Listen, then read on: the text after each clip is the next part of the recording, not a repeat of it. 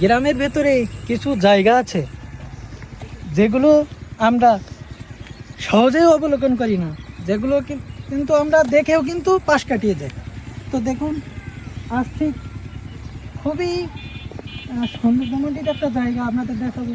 এই যে ছোট্ট নদীর ভেড়িটা দেখুন, দুই পাশে বাবলা গাছের সারি, আর এই যে নৌকা, জেলেদের মাছ ধরার নৌকা। এটা কিন্তু একটা নদী, অনেকেই খাল মনে করবেন, এটা কিন্তু একটা নদী।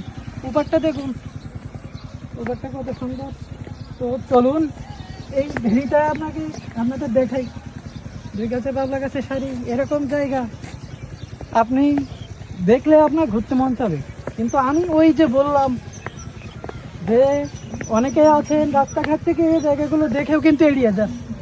আসলে আসল সৌন্দর্য, আসল মানসিক শান্তি কিন্তু এখানেই।